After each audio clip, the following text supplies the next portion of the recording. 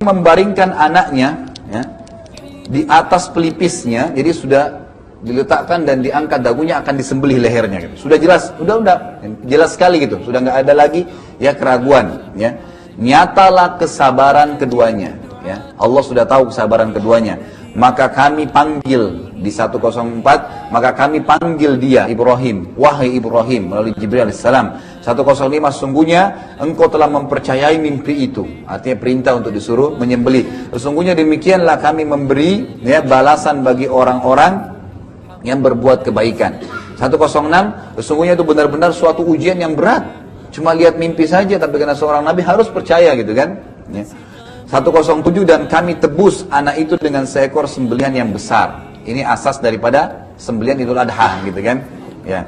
Lalu dikatakan 108, kami abadikan apa itu untuk Ibrahim pujian tadi di kalangan orang-orang yang datang kemudian. Apa maksudnya? Kata ulama seperti kasusnya Hajar tuh, selama orang sa'i Hajar panen pahalanya, selama Idul Adha ada Ibrahim dan Ismail panen pahalanya gitu kan. Jadi hikmah imaniannya di situ, gitu kan? Jadi karena dikerjakan karena Allah, maka akan berbekas. Dan subhanallah, tidak ada sesuatu yang dikerjakan karena Allah kecuali akan ada bekasnya dan rentetannya sangat besar gitu. Itu cukup banyak contoh dalam masalah seperti ini. 109 yaitu ya, Allah akan abadikan tadi kesejahteraan dilimpahkan kepada Ibrahim. 110-nya demikianlah kami memberikan balasan bagi orang yang berbuat baik. 111, sungguhnya ia termasuk hamba-hamba kami yang beriman, hamba-hamba kami yang beriman. Lalu setelah itu ya, mulailah ada beberapa rentetan ibadah haji nih kan gitu. Ada perintah lain yang datang. Perintah lain itu adalah menyuruh Allah SWT menyuruh membangun Ka'bah. Menyuruh membangun Ka'bah ya. Jadi sudah ada rentetan tadi, udah mulai Nabi Ibrahim tinggal di Mekah, anaknya mau disembelih terus kemudian tidak jadi, sudah selesai. Jadi ada tadi sa'i sudah selesai zaman Hajar tadi. Kemudian ini juga kasusnya persembelihan sudah ada. Tinggal masalah Ka'bah nih, tawaf gitu kan. Maka Allah SWT memerintahkan Nabi Ibrahim AS untuk membangun ya Ka'bah itu sendiri. Jadi Ka'bah sudah ada asasnya.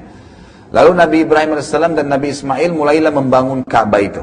Mulai membangun Ka'bah, bekerja sama. Hanya 2 orang saja ya. Jadi di sini kebanyakan mereka berdua saja yang membangun karena perintah wahyu begitu. Dan ini pendapat yang paling rajih. Tidak dilibatkan masyarakat Mekah waktu itu. Jadi mereka berdua aja membangunnya. Meletakkan batu demi batu, ya di situ. Tentunya batu pada saat itu sangat sederhana ya. Jadi tanah liat yang dibasahin, kemudian dicetak, ya kayak kita dibentuk aja, dikeringkan, udah. Jadi bisa runtuh ya setiap saat. Maka dibuatlah batu-batu seperti itu, kemudian disusunlah. Dan yang kita tahu ada makam Ibrahim, ya, tempat telapak kaki Nabi Ibrahim. Itu bukan apa-apa ya Bapak Ibu sekalian, jangan jadi jahil di sini ya konsepnya, karena banyak orang menganggap itu sakral lah, ya. Dibungkus dengan kubah emas, bisa dipegang-pegang lah, ada berkahnya, itu tidak ada sama sekali. Itu hanya sekedar telapak kaki Nabi Ibrahim. Dalam sirah disebutkan Nabi Ibrahim AS waktu sudah membangun Ka'bah, setiap sudah mengatur batanya gitu kan, itu beliau mundur untuk melihat ini sudah stabil belum bangunannya gitu. Hanya itu saja gitu kan.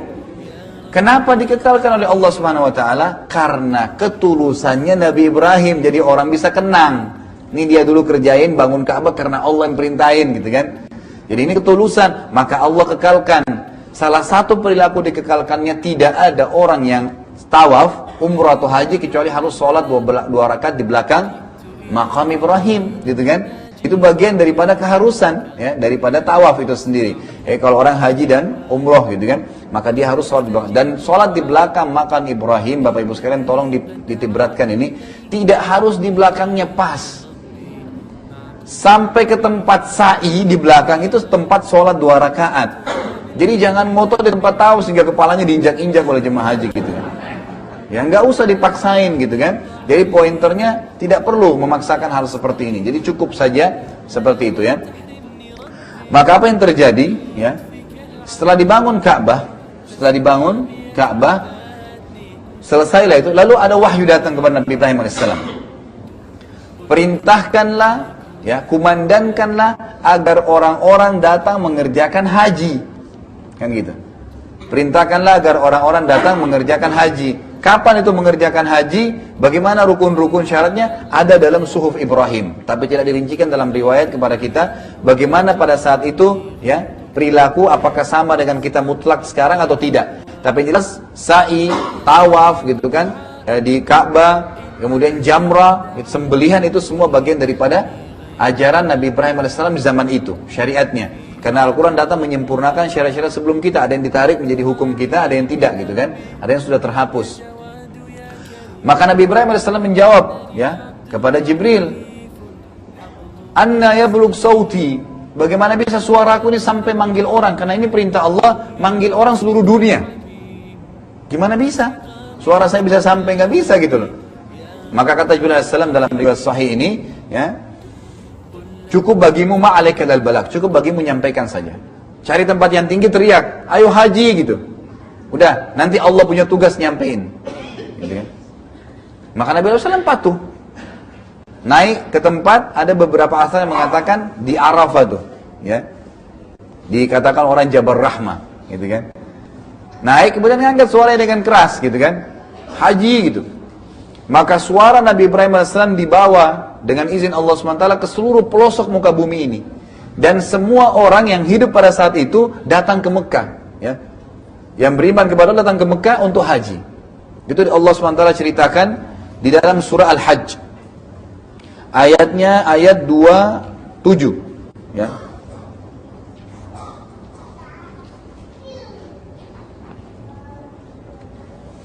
Dua 26 dengan 27, ya.